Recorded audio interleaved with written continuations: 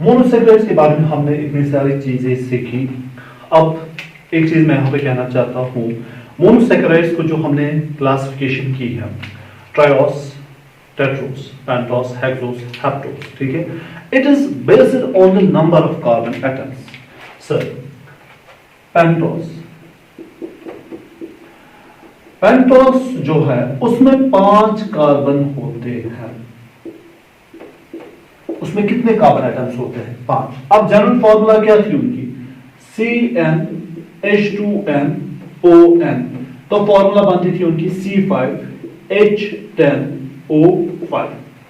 इसमें क्या आते थे? इसमें राइबोस आता था, इसमें रिबोलोस आता था, इसमें डिऑक्सीराइबोस आता था। अब मसला था डिऑक्सीराइबोस का। अब बच्चों ने सवाल किया, सर डिऑक्सीराइबोस अगर एक्सेप्शन है तो क्यों पेंटोस में है?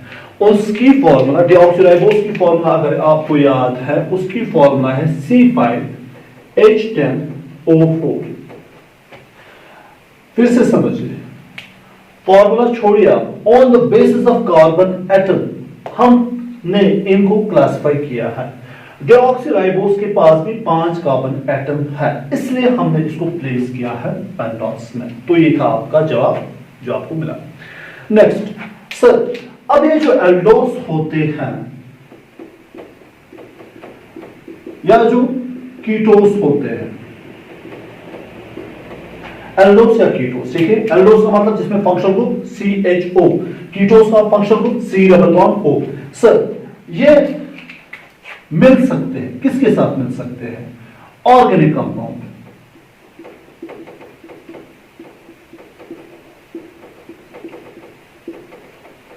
सर एल्डोस और कीटोस ये मिल सकते हैं, किसके साथ मिल सकते हैं? Organic compound. लेकिन किन ऑर्गेनिक कंपाउंड? सर जिनमें अल्कोहलिक ग्रुप होगा या उनमें नाइट्रोजन ग्रुप होगा।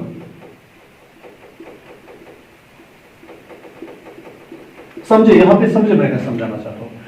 सर इधर एल्डोस और कीटोस ये मिल सकता है उन ऑर्गेनिक कंपाउंड में, उन ऑर्गेनिक कंपाउंड के साथ जिसमें, ठीक है, जिनमें अल्कोहलिक ग्रुप होगा या उनमें नाइट्रोजन ग्रुप होगा, और वहां पे ये बॉन्ड जो बनाता है, वहां पे ये जो बॉन्ड बनाता है, उस बॉन्ड को हम कहते हैं ग्लाइकोसाइडिक बॉन्ड। सपोज एल्डोस और कीटोस ये मिल गए अल्कोहलिक ग्रुप ऑर्गेनिक कंपाउंड के साथ, ठीक है, तो वहां पे जो बॉन्ड बनेगा उसको कहते हैं ग्लाइकोसाइडिक बॉन्ड,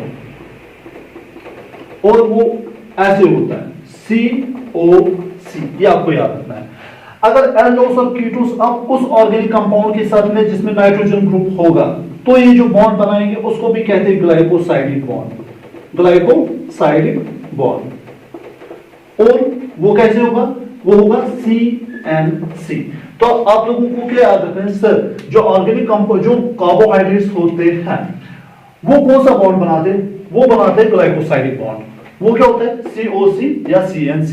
COC अब कब बनेगा? जब एल्डोस या कीटोस मिलेगा उस ऑर्गेनिक कंपाउंड के साथ जिसमें फंक्शनल ग्रुप क्या होगा? जिसमें अल्कोहलिक ग्रुप होगा, तो वो बॉन्ड बनाएंगे COC, वो ग्लाइकोसाइडिक बॉन्ड है। अगर एल्डोस और कीटोस मिला अब नाइट्रोजन उस ऑर्गेनिक कंपाउंड के साथ जिसमें नाइट्रोजन वाला ग्रुप है, तो वो जो वहां पे बॉन्ड बनेगा उसको भी ग्लाइकोसाइडिक बॉन्ड कहेंगे, और वो होगा CNC। अच्छा, ये जो ग्लाइकोसाइडिक बॉन्ड है ये और कब बनता है? जो मैंने आपको कहा था, कार्बोहाइड्रेट के मोनोमर। सर जब कार्बोहाइड्रेट के मोनोमर आपस में मिलते हैं तो वहां पे क्या होता है?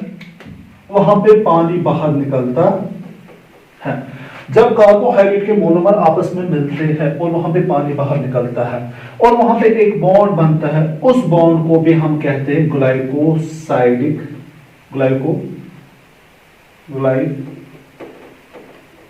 Glycosidic bond. उस बॉन्ड को भी हम बेटा क्या कहते हैं? Glycosidic bond. तो ये था आपकी ग्लाइकोसाइडिक बॉन्ड के बारे में।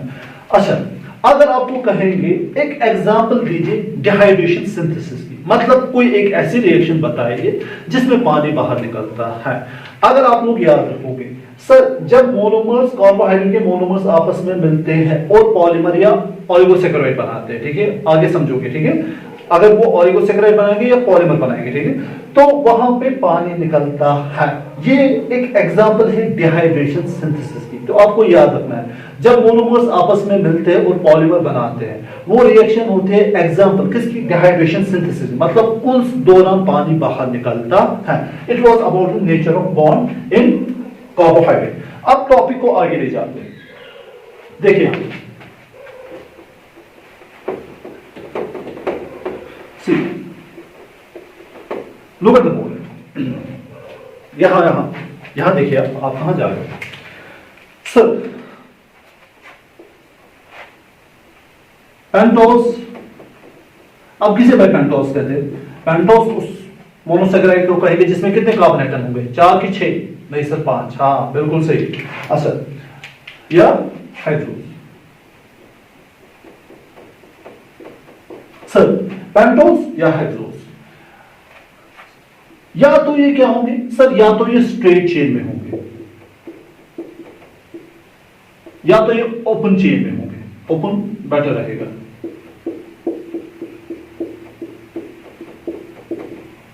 बात समझिए, पेंटोस और हाइड्रोस सर, या तो ये ओपन चेन बनाएंगे, वरना क्या, अगर ओपन चेन नहीं बनाएंगे तो क्या बनाएंगे सर, या तो ये बनाएंगे रिंग स्ट्रक्चर। यहां पे आपको समझना है, ये टॉपिक है, इस पे आपको पकड़ सकते हैं। भाई बताइए कौन से दो ऐसे हैं जो ओपन चेन बना सकता है या रिंग स्ट्रक्चर? पेंटोस और हेक्सोस है, दो मोनोसेकेराइड ऐसे जिनको पेंटोस और हेक्सोस कहते हैं। वो या तो वो ओपन चेन बनाएंगे या तो वो क्या बनाएंगे, रिंग स्ट्रक्चर। ठीक है, ओपन चेन में मैं एक एग्जांपल आपके लिए लिख रहा हूं। ठीक है, चलो जी बात लिखेंगे, पहले इस रिंग स्ट्रक्चर को समझिए सर। ये जो रिंग स्ट्रक्चर है इसमें 2 फॉर्म्स है, या तो ये बनाएगा पायरोनोस, या तो क्या बनाएगा बेटा, पायरोनोस, वरना क्या बनाएगा सर, वरना ये बनाएगा फ्यूरोनोस।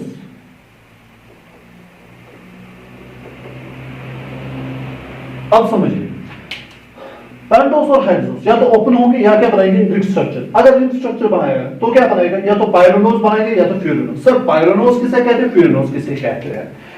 पायरोनोस का मतलब होता है वो जो रिंग होगी वो हेक्सागन इन नेचर होगी, 6 मेंब्रेन।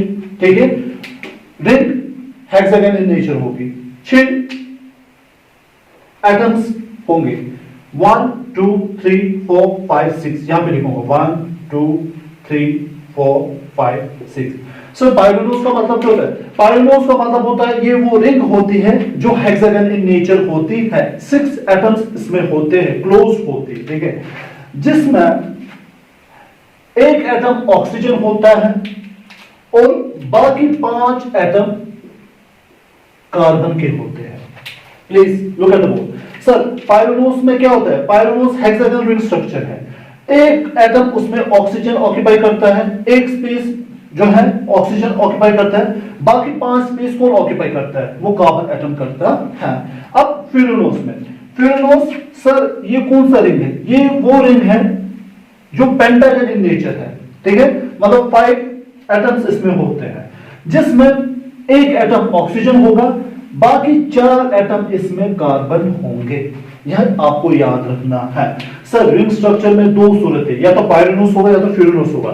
पायरोनोस में क्या होगा, पायरोनोस में होगा कि 5 एटम कार्बन के हैं, एक एटम ऑक्सीजन, तो टोटल कितने हो गए, 6, मतलब हेक्सागन नेचर। फ्यूरोनोस, फ्यूरोनोस का मतलब पेंटागन, 4 एटम कार्बन के, एक एटम ऑक्सीजन का। यहां तक किसी को सवाल? श्योर, आगे बढ़े, चलो जी आगे बढ़ते हैं। किसी को सवाल कमेंट बॉक्स में लिखें, मैं जवाब दूंगा। ठीक है, कोई मसला नहीं है। अब यहां पे इस ऑक्सीजन की बात हम करेंगे, फिर ओपन चेन की बात करेंगे। ठीक है, ओपन चेन में एग्जांपल मैं लिखूंगा, पहले इस ऑक्सीजन की बात हम करेंगे। ठीक है, मैं आप लोगों के लिए एक स्ट्रक्चर बना रहा हूं।